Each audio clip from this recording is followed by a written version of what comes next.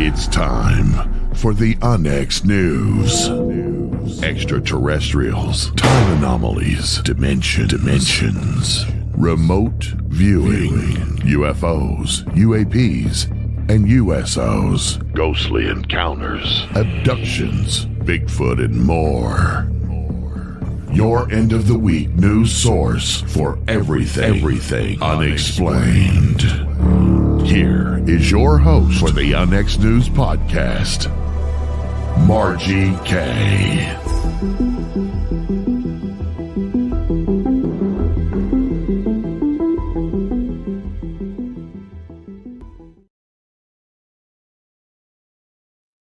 Good evening, everyone, and welcome to Unexplained News. I'm your host, Margie K.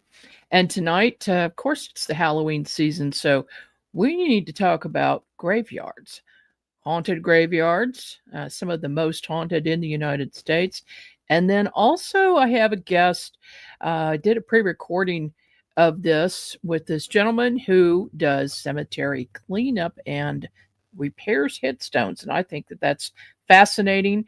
It's a really good interview. It's just a few minutes long, and I think you'll enjoy it.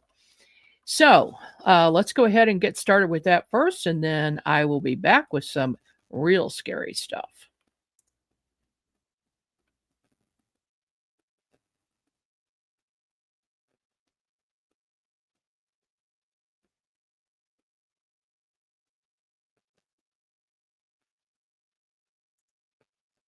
Okay, that has decided not to play. Well, that's just about par for the course for me this week. Everything has just been a little bit crazy. So we'll do that in reverse. I will get that up a little bit later. So you've heard me talk about my latest book along with Violet Wisdom. We wrote this book, How to Research a Haunted House. But I also want to mention a couple of other books that I've written and rewritten over the years. This one is Gateway to the Dead. It is a ghost hunter's field guide from a psychic's perspective. So it's a little bit different than the norm, what you might expect. And then, of course, we go through different types of equipment to use. I even tell you how to build a ghost hunting box, a spirit box very inexpensively so you can speak to the dead and it works. And then, of course, it discusses all of the different types of entities that you might run into while you're ghost hunting and what to do about them, how to handle them. And at the end, I do list some really good places to investigate. So there is that. And then I have this one, Haunted Independence, Missouri. This is a collection of 58 sites that I investigated here in my hometown of Independence. And there are some pretty scary things going on, some very haunted sites. And we're going to talk about some of those this evening, just specifically the cemeteries. So let's go ahead and get started with that. I'm going to read a little bit from the book, which you can hardly see there. We're going to start with the Woodlawn Cemetery. The earliest burial at this site dates to 1819. The site used to be 3 separate cemeteries, which were joined into one very large cemetery bordered by a stone wall. This is the possible last resting place of the Lady in Gray, who has been seen walking on Nolan Road in front of the property for many years.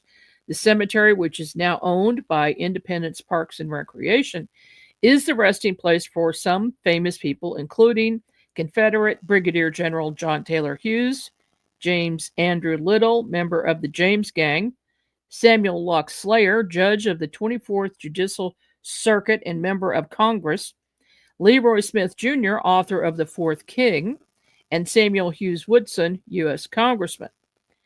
Members of my paranormal team have visited the cemetery on several occasions and have been greeted by ghosts almost every time. We have seen several full and partial body apparitions, mysterious orbs darting about, and myths in every part of the cemetery. One person who lives nearby says that they hear knocking on their back door, but when they go to see who it is, no one is there. His property borders a cemetery, so he wonders if it isn't a ghost. My daughter was searching one day for a particular marker at the site belonging to her mother in law when she sensed that someone was trying to tell her to stop immediately and look down. She stopped and saw a small marker for a baby girl who was born and died the same day. The date was my daughter's exact same birth date, November 27th, 1976. So we wondered what made her look down and why there was a connection to my daughter is anyone's guess, but it seems to be an odd coincidence. Now, a little more about this lady in gray. I saw her several years ago, probably about 15 years ago, driving on Nolan Road in front of the cemetery, and I saw a woman in tattered clothing. She was wearing gray clothes, very thin. She had either her hair piled up or she had her hair, had short hair. It was gray hair as well, and really large eyes. And that's one thing that's a common trait that people say that they see with this particular lady. And I just thought she was a person looking for somebody because she's always acts like she's looking for someone when anyone sees her. And then she disappeared in thin air. So I realized I was actually looking at a spirit, not a human being. Then about 5 years ago, a couple came to me and filed a report. And so they wanted me to investigate. But I decided not to after I heard their story. They were driving around the cemetery at night. Now, the cemetery is closed at night, but somehow they were able to get in and they drove their car around. You know, they have these really thin lanes that go through the cemetery. And as they came around and were headed towards Nolan Road, they saw a woman walking on the side of the road. And this was at about 1 o'clock in the morning. So they thought it was somebody who probably needed some help. They thought that was pretty odd to see a woman walking by herself. They said her clothes were tattered, and they stopped to ask if she needed help. The woman turned around and looked at them and made a horrid, horrid scream and a horrid face with huge, huge bug eyes. And they took off, realizing that this was not anything normal. They had just had a paranormal experience. And they said they won't go back to that cemetery during the daytime, much less at the nighttime. Now, I do want to invite anybody who is watching to go ahead in the chat and put your haunted cemetery experience in there. So that would be good if you would do that. Okay, so now we're going to go to Pitcher Cemetery. This is in Kansas City, Missouri, just north of 40 Highway. This family burial plot for the Thomas Pitcher family, established in 1830, is also the final resting place for men who fought in the Revolutionary and Civil Wars. Many Civil War soldiers who perished in a battle nearby in 1864 are buried in a mass grave. Another mass grave is in the cemetery, which contains pioneers who perished from the cholera epidemic of 1849 to 1851. Most of the grave markers are simple standing rocks without engraving. It is estimated that over 200 people are buried here without markers. Visitors have reported hearing noises in the trees, seeing glowing balls of light, and floating apparitions. I visited the site, which is right next to a small park with tables and a walking path. One evening at dusk, and then again a few days later with my older daughter. As I approached the entrance, I felt the heavy presence of many souls who had not moved on. I went into a light trance and walked through the graveyard, camera in hand, taking photos while communicating with the dead. There are many spirits here who do not know they have died or are confused about where they are. And I was able to get a couple of pictures of orbs. And in one picture, which I couldn't find for tonight, there were multiple balls of light And we'd seen these with the naked eye, and we grabbed some pictures of them. So they were not lens flares, because lens flares don't have any relationship to anything you see with the naked eye. But when you take a picture, there was always the chance that you'll get lens flares, and so you'll get additional balls of light that are actually not what we believe are spirits with these balls of light. I went back again recently with a couple of other investigators, and immediately upon entering, one of the investigators and I were drawn to a grave of a Civil War soldier, and we both had communication with this soldier. He stayed there. He said that he died there, right there next to that spot. And so they buried him there, and they did leave a marker. And he knew he had passed, but he didn't know how to move on. And he also gave some information about his mother. And as he did so, we were drawn to look at a tree that was nearby that had a branch out. And the other investigator and I both saw a woman sitting in the tree at where that branch was. And I thought that was pretty odd. We felt like she was the mother of this soldier. And so I did try to get him to move on. And I'm not sure if he did, but we are planning on going back to see what happens. Okay.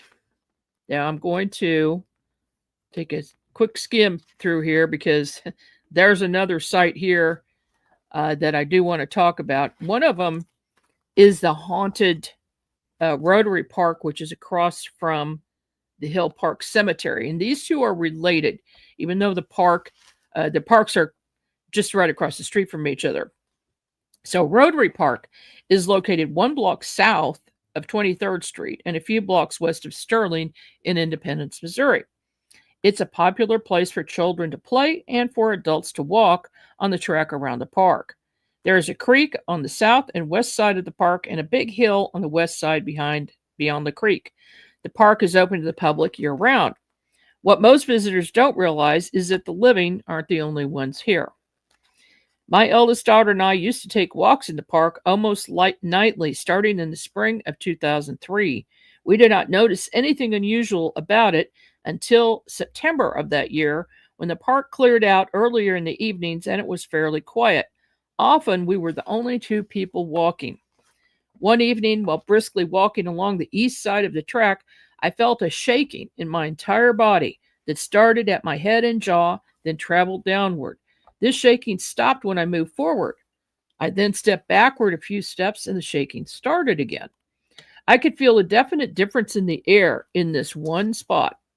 My daughter stepped into the space and said she felt an electrical type feeling.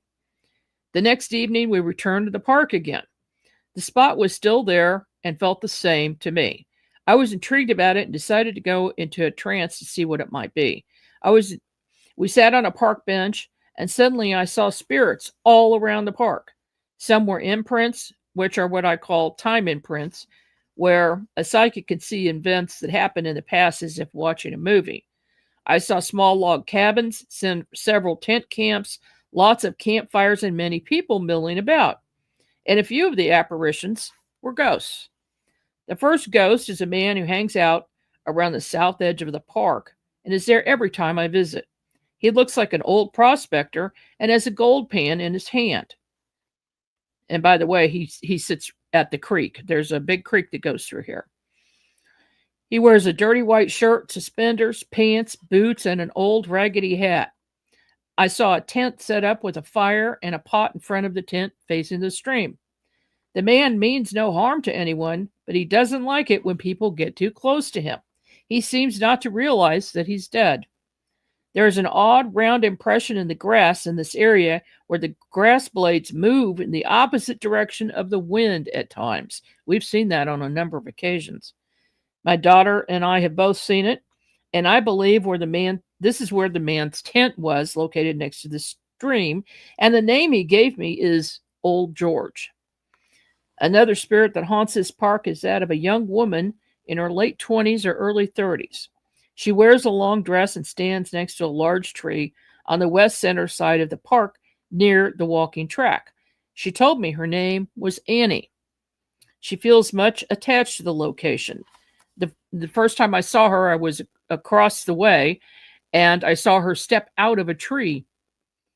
When I did a reading of the area, I also got the name of Frank James, but I didn't know why there was a relationship to this woman at the time. I asked a local history buff, Joe Rudzik, about this location, and he told me that is where there's currently a brick schoolhouse at the top of the hill, and that's the exact spot where there was an older school. Frank James' girlfriend was a school teacher. In those days, it was customary for a teacher to be unmarried. When the community refused to let Anne marry Frank James and still retain her position as a teacher, the school mysteriously burned down. The entire town thought it was Frank who was responsible, but they couldn't prove it. Frank then offered to rebuild the school, but only if his new wife could continue to teach there. The town council agreed and the new school was built. I think this woman is the ghost of Frank James' wife. I did research on the internet and found that her name was Anne, nicknamed Annie Ralston. Born in 1853, died in 1944. And Frank James, born in 1843, died in 1915, is buried in Hill Park, both of them buried across 23rd Street and up the hill. Anne Ralston, there's a street named Ralston because her family was also very prominent in the area. I think her ghost haunts the park because she has a strong attachment to the school. This is a good place to visit if you want to see a ghost. If you place your hand on the east side of the tree, 12 inches away from the tree, approximately 5 feet up from the ground, it will feel noticeably warmer than the air around it. We took a tour to this park on Halloween night in 2004. I saw a woman materialize there and then turn to white mist. Immediately took the group to the tree, and all 11 people could feel the warm spot next to the tree. 3 people could also see the white mist in the same place. In October of 2007, I took a class on 2 different nights. On both occasions, everyone felt a difference in temperature next to the Annie tree, and I was able to get several photos of orbs. One class attendee had his video camera battery suddenly drain power from 1 hour of time left to 45 seconds left in an instant. He was standing near the tree when it happened. Also, at that same moment, I saw Annie come out of the tree. Perhaps she could not materialize until she had taken some energy from the battery. Other spirits appear in the form of tiny bright orbs and flit about the treetops. They occasionally wander down to the center of the trees. These feel like young children or possibly sprites, which would be young fairy-like creatures. There are tree sprites in at least 3 locations in the park. Tree sprites are actual spirits of the trees, and they have very individual personalities. They're visible to almost everyone who looks at them when they come to the park, even if these people have never had an experience in their life. When I take them here, for some reason, they can see them. The tree spirits have eyes, nose, and mouth, and their face changes shape and may even speak to you if you look at them for a few minutes. If you go to this park, look for knots in the trees and watch them for a few minutes. If you listen quietly, they may tell you something about things they've seen in the past. This is a good way to do an investigation of an older area and get help with finding out what may have transpired there. On the west side, in the trees on the other side of the stream, there's a dark, very ominous, heavy presence. On some nights, it feels as if something is watching from that location. One evening in early 2005, a dark shape moved forward to the near side of the stream. We could not determine what it was, if it was a ghost or other entity.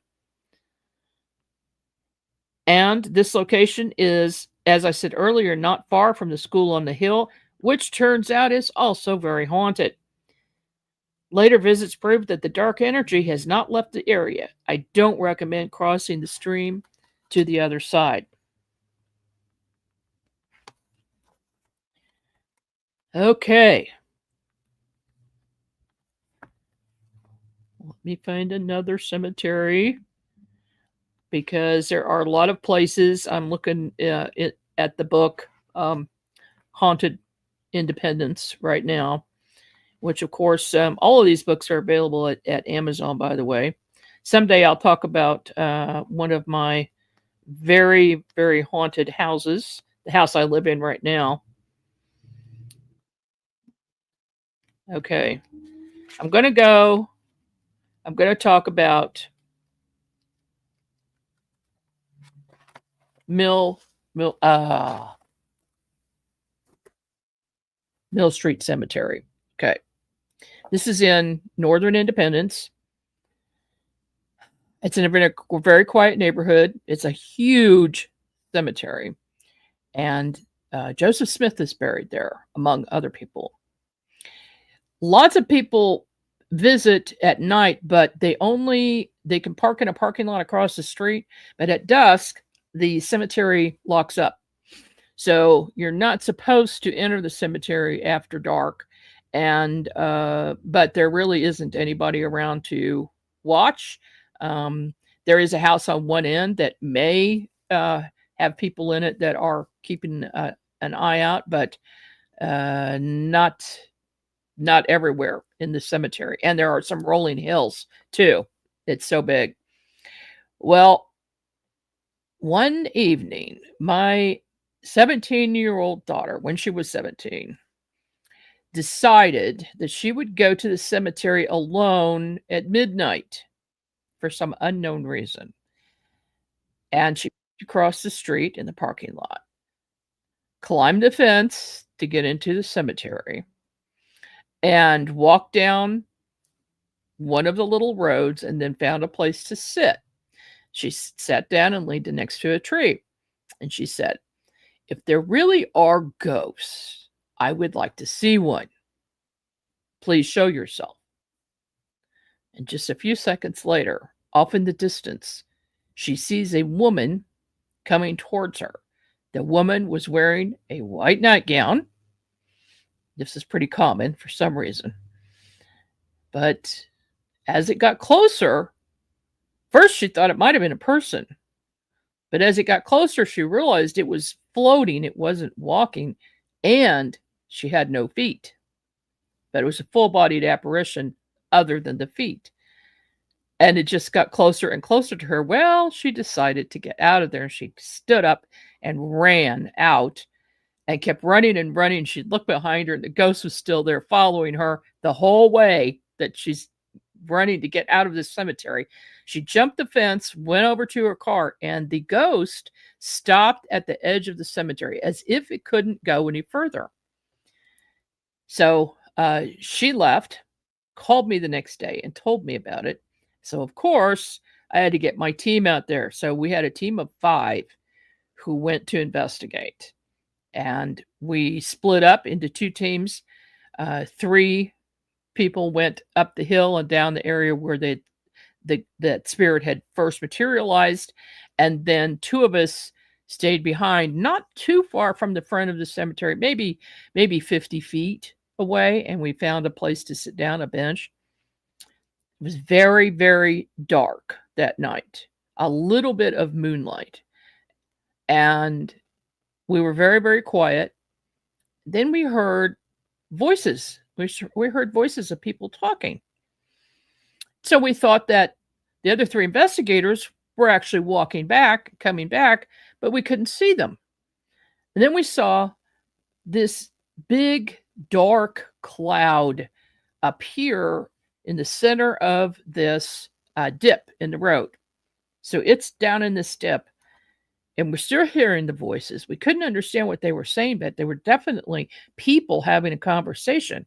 We're looking all around. We don't see anybody around, just this dark blob in the center of the road.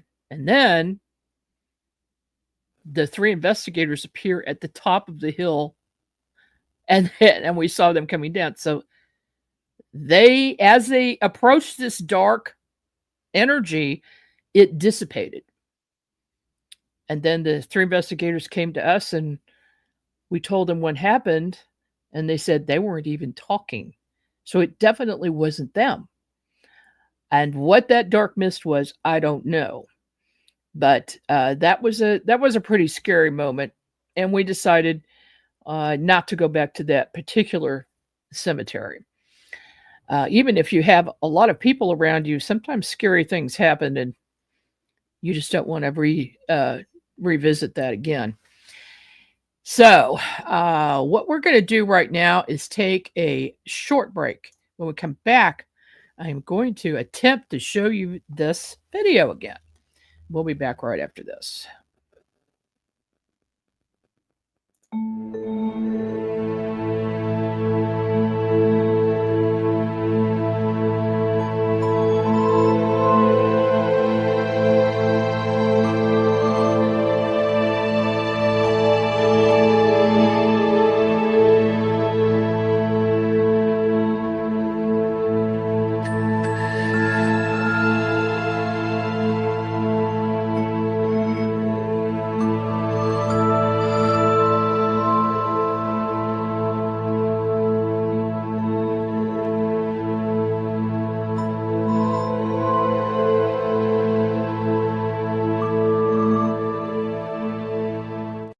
The Unex Network presents a health and wellness spiritually based brand of hemp-derived CBD products made by Hopewell Farm in Harrogate, Tennessee. We apply our Cathara energy work with all of our plants and products. Our products made in small batches with only 2 ingredients of pure hemp, full-spectrum crude oil, and coconut-derived MCT oil. Third-party lab tested for potency and legal THC levels with 6 strengths of 1 ounce oil to choose from. Know what you're buying and get what you pay for from Hopewell Farm. Applied directly to a specific area, Hopewell Farm topical salve in 1 ounce and ½ ounce sizes made with pure hemp crude oil, comfrey extract, and all natural ingredients. Find the Hopewell Farm link and coupon code on the Unex Network website at unexnetwork.com. That's unexnetwork.com.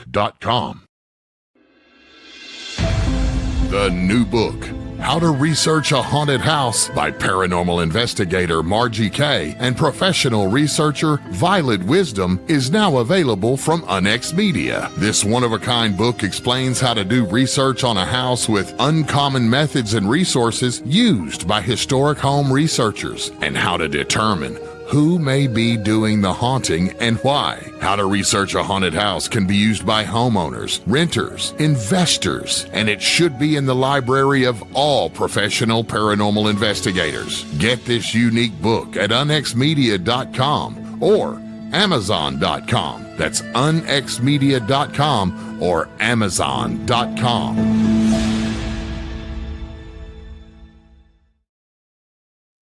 And we're back. I'm Margie K, and this is Unex News. And I just saw my good friend and fellow investigator Gene Walker pop in. How are you doing, Gene? Are you with me, Gene? Okay. Boy, this week has been a little bit crazy. So I'm going to have you hang on, Gene, because we can't hear you. And I know you're not muted, but something weird is happening. So you try to work that out. I am going to go ahead and attempt to play this video.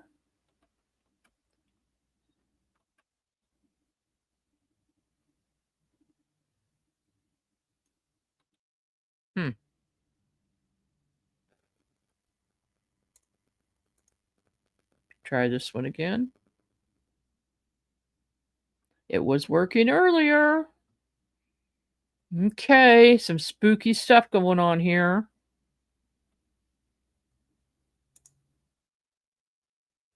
It won't work. It won't work. This was a good interview. Won't work. Okay, let me go back to Gene. Gene, are you with me?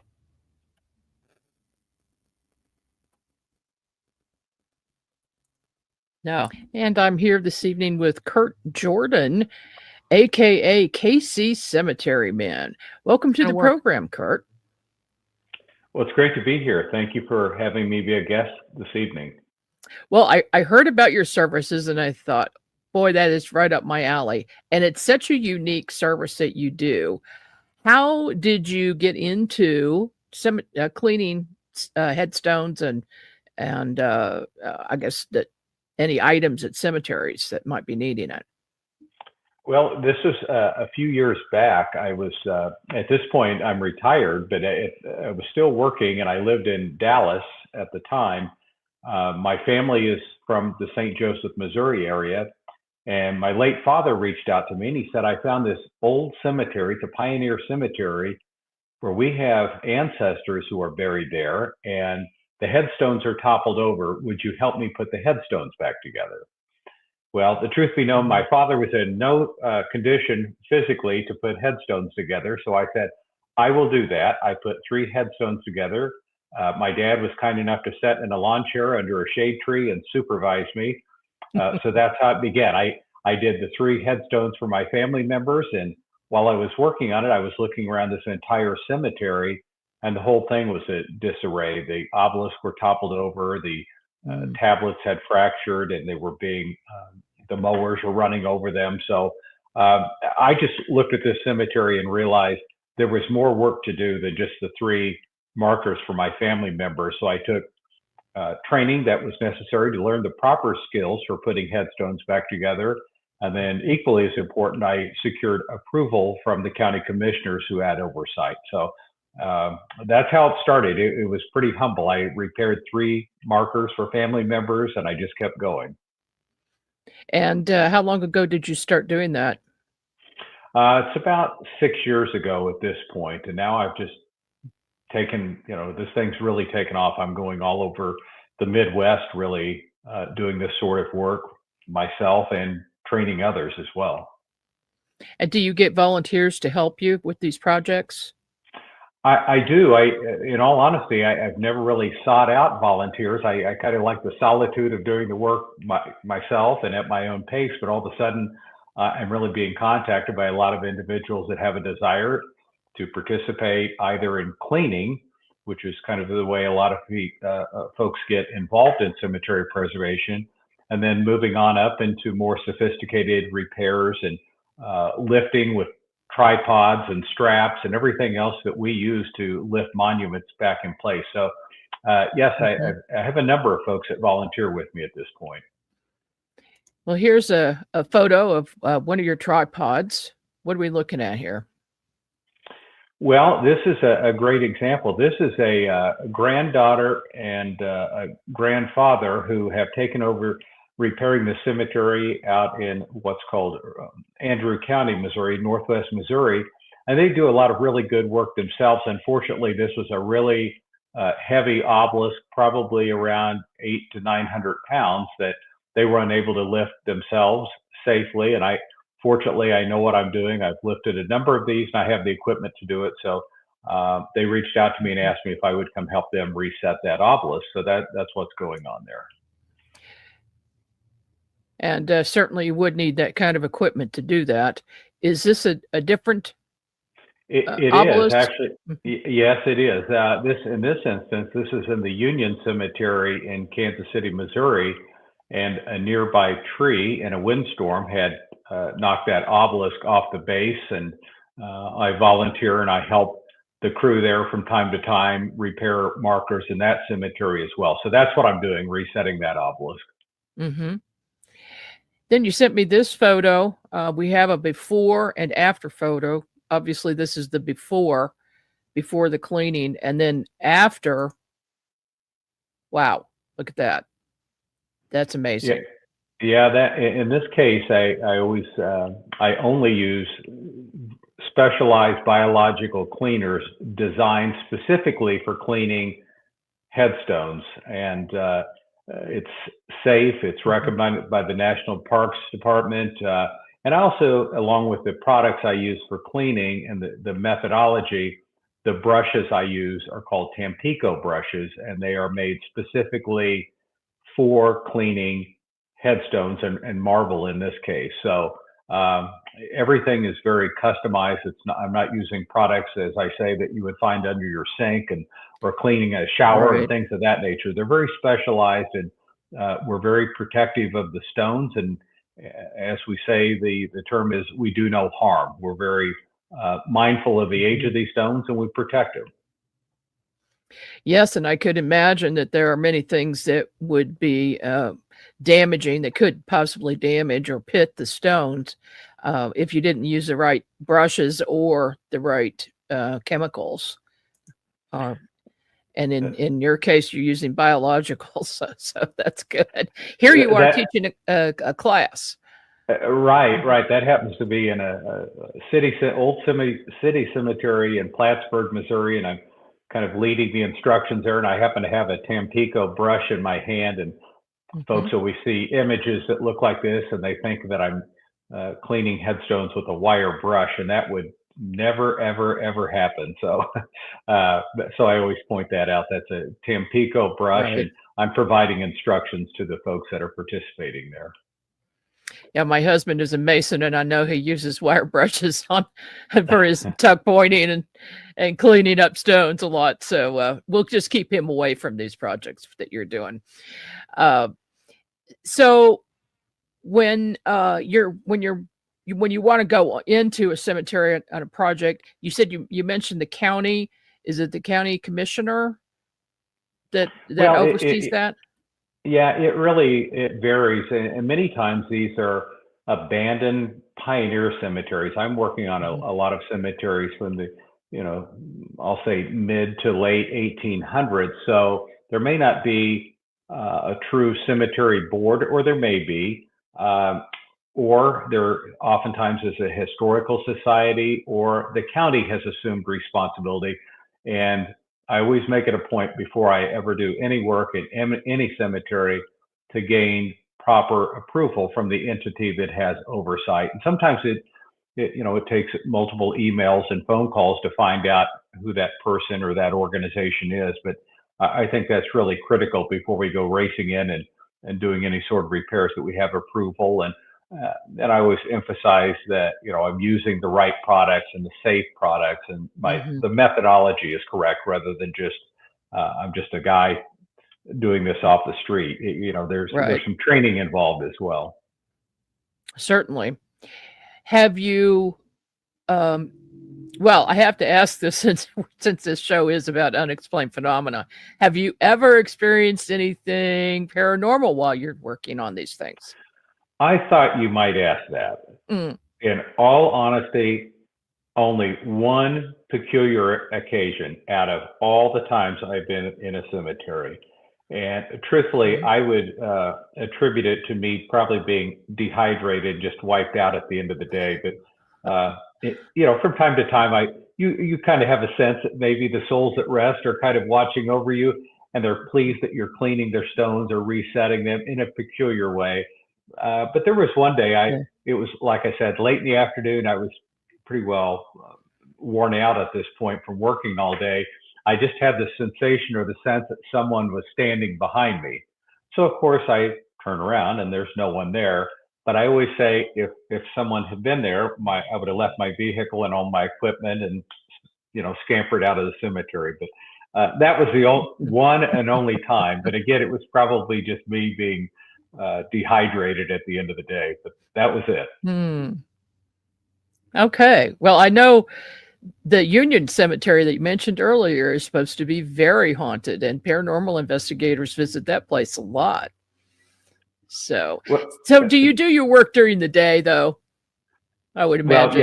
Well, by nature, I always do. And I start early in the morning and wrap up, I'll try to put in a full day, but I'm certainly done by dark. So maybe that would change, what's transpiring in the cemetery after I leave. But while I'm there, I feel pretty safe and secure.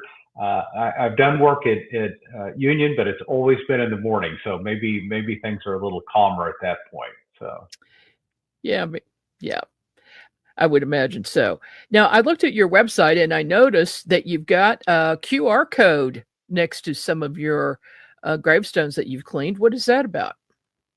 Well, there was an opportunity in the cemetery I've done a lot of work in, and initially where I started, it's called Greenwick Cemetery in Amazonia, Missouri, Northwest Missouri. And while I was going through this project of reassembling all the headstones and so forth, I came in contact with an amazing genealogist who had assembled a great deal of information about the souls at rest, their life stories, where they came from, their occupation, their relationships with one another. But she had assembled this over a period of about 40 years. And it just occurred to me, we needed to take this information and put it in some sort of a template form and in a format that it could be accessed by anyone wanting to visit the cemetery. So it became more than just a grouping of headstones. You can actually go around, and I have the QR codes set up on a metal stake right next to the headstones. Nothing is affixed to the stones, but you can scan the QR codes and pull up a life history of these individuals. And oftentimes we have photographs and a little bit of story behind them, but it's been a real hit. And in fact, here recently, we had a 180th anniversary for this cemetery, and we had a large gathering of citizens that came out, and there's a photograph showing one of the QR codes. But they really enjoyed walking around the cemetery and learning about who these individuals were, and we had character reenactors as well. But it's just it's a terrific format for getting information out and sharing, just general information about who these folks were when they were alive, and in essence, we're kind of bringing the stones to life in a certain way. Yes, well, and here's an award that you received, a 2024 McReynolds Award, to Greenwick Cemetery, Savannah in Andrew County, in recognition of ongoing commitment and outstanding achievement in historic preservation. That's nice. And of course, you've got several news segments about you. And I just wanted to show this because since I can find it. Sorry, I'm scrolling, guys. Sorry about that. But I found something interesting. Here it is. You were just talking about the Andrew County that cemetery in Amazonia, Missouri. This man, Peter Moser, from 1818 to 1873, was born in Switzerland and emigrated to the United States in 1834. In Ohio, he married Anna Zimmerman, who was also a Swiss immigrant, and they came to this area of Andrew County in 1842. Peter helped lay out the town of Amazonia. Both are buried in Greenwick Cemetery. And I thought it was very interesting that they had 10 children, and which at that time that was common because people needed children to help usually with farming. And then here is a cutout, and I assume that this genealogical researcher found this information. An old citizen of Andrew County killed. A gentleman from Amazonia informs us that on Sunday evening, Mr. Peter Moser, who resided some 2 miles north of that place, was kicked to death by a horse. We failed to obtain the full particulars of the accident. Mr. Moser was one of the oldest and best residents of Andrew County and was well known in this city. Oh my gosh, what a way to die. That would not have been good. Take that out. But it's very interesting that you've been able to compile this information and then put a QR code, because a lot of people are very interested in genealogy, but especially, can you imagine if they run across one of their own relatives and they find out information they didn't know about before? That's absolutely. Yeah, I've been in contact with a lot of these descendants through the years. They've discovered what's going on, in particular at Greenwick Cemetery. They've reached out to me. And in one case, I had an individual that said, "Hey, I know my great-great-grandmother's headstone is there. It's in pieces. Would you put it back together?" Well, here in the last month, or I should back up, probably a year ago, I reassembled this headstone. But within the last month, I had the opportunity to meet this great-great-granddaughter at the cemetery and walk her down and show her that marker. So and we have a QR code created for her great-great-granddaughter Oh, or grandmother. So it's really fascinating to be able to not only connect with the past, with the souls at rest, but also connect with the descendants that have an appreciation for this work as well. yeah, that just makes it extra special. It's one thing to visit a gravesite of a relative, but if you really don't know the history, because most people aren't genealogists. Uh, I am. I became fascinated with it about 20 years ago and worked on ancestry, and then my daughter took over the family genealogy, so she's obsessed with it. But most people aren't. So this is a really good connection. It's an extra special thing that you're doing. I really, enjoy finding out about you, and I think this is awesome. If people want to learn more about how to do this themselves, do you have a YouTube video where they can learn it? I do have a YouTube channel, KC Cemetery Man, and the video providing instruction on how to clean headstones is on there.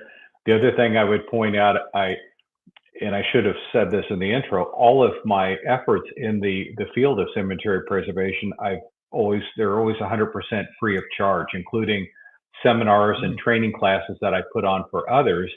So when I have events scheduled, I also have a Facebook page, KC Cemetery Man, and my website as well. But I communicate where these events are being held and the times, and invite folks to come out and participate. They're all hands-on.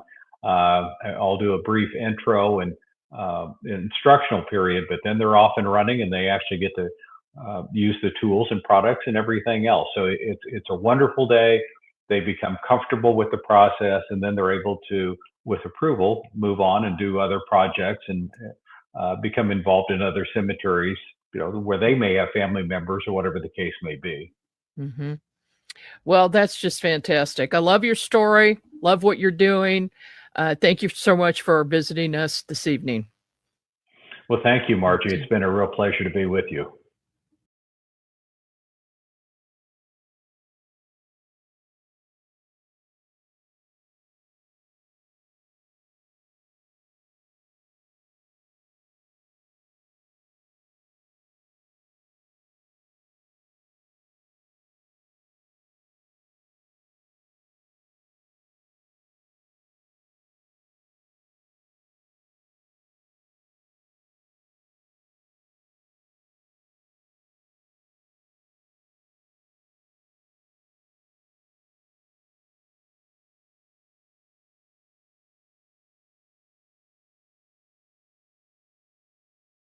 And I'm muted. Okay. Wow. Okay. The stars are against me this evening for some reason. Oh, gosh. All right. So I'm going to bring in my good friend and co-researcher, Gene Walker, now. And Gene is muted. So as soon as you unmute yourself, we should be able to hear you. And we've got the video going. There you are. Okay. How are you doing tonight, Gene? I'm fine. How are you, Margie? Oh, I am good. And of course, we're talking about haunted cemeteries right now.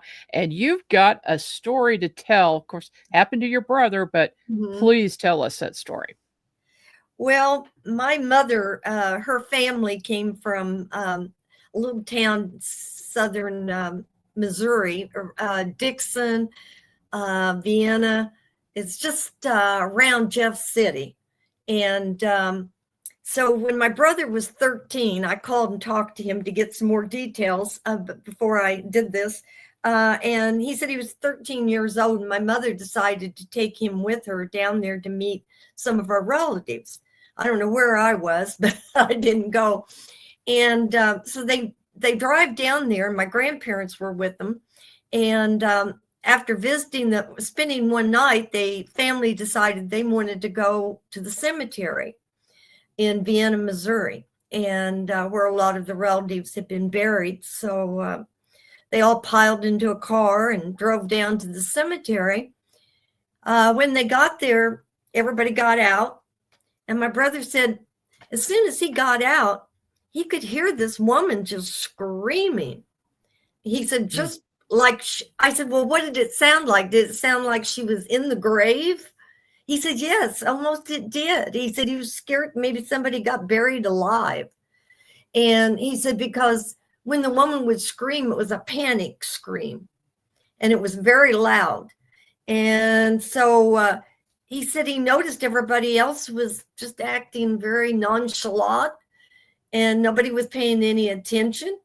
And so he finally says, don't you people hear that woman screaming? And they all looked at him like he was out of this world because no one could hear it but him. And he said, my mom kind of nudged at him and said, Ted, my brother's name is Ted Myers. She said, Ted, be quiet, quit saying this, because he just kept going on. But he said it was such a frightening scream. And so they went ahead and walked around the cemetery. And he said for about the first 10 minutes that they were there, he proceeded to hear this woman screaming. Finally, because he didn't want to shut up, my mother grabbed him and pulled him to the side. And she said, Ted, you have got to be quiet. They're going to think you're crazy if you don't shut up. But he said he was just terrified. It scared him so bad. I'll bet. Yeah, I mean, he kept thinking, well, why is she screaming? Is she, been buried alive? Why would anyone scream like that? And he said it sounded as though it was coming from the grave. So, yes, so that was a very frightening thing for him. So on their way home, he asked my mother, he said, Mom, I don't understand. Didn't you hear that lady screaming? She said, Ted, nobody else could hear anybody screaming. And he said, it wasn't an empty cemetery. There was about 10 other people there visiting graves, and said it was a beautiful day and the sun was shining and bright fall day, as a matter of fact. And but he said he could hear her and the terror that he felt when in hearing this. So I know that would scare me. Oh, I can't imagine, especially as a teenager. He didn't know that much about paranormal events at that age. You and Ted, obviously your brother, you're related, you're both psychic. So no doubt that was the reason that he picked that up. But, they used to put bells on top of graves with a string going down inside the coffin, just in case, they buried somebody and they're actually still alive and they could ring that bell and get out. But I can't imagine. Yeah, he was that.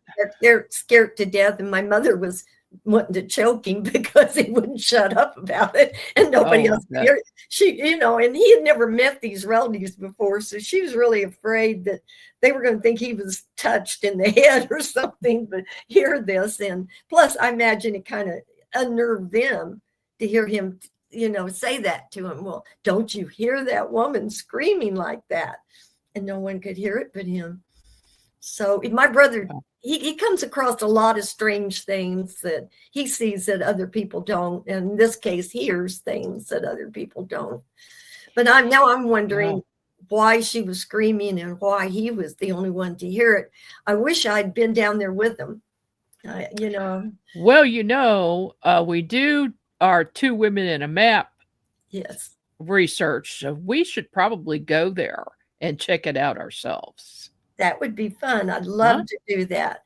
We haven't checked the cemetery out lately. No, we haven't. The last one we did was Pitcher, and we all had experiences there. I talked about that a little bit earlier on the show. Do you recall going through Pitcher with us? Did you have any experiences there? I remember the guy with us thought he heard voices.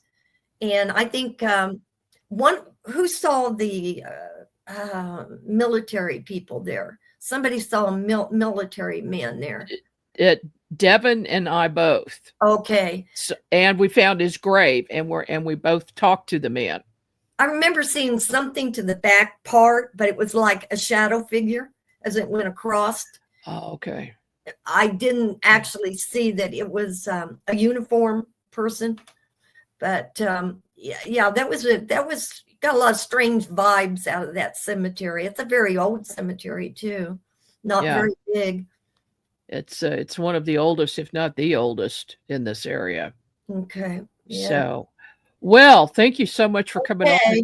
and sharing that. That's pretty scary. That'll give some nightmares to some people, I'm sure, which is the goal for this He time of still year. remembers it.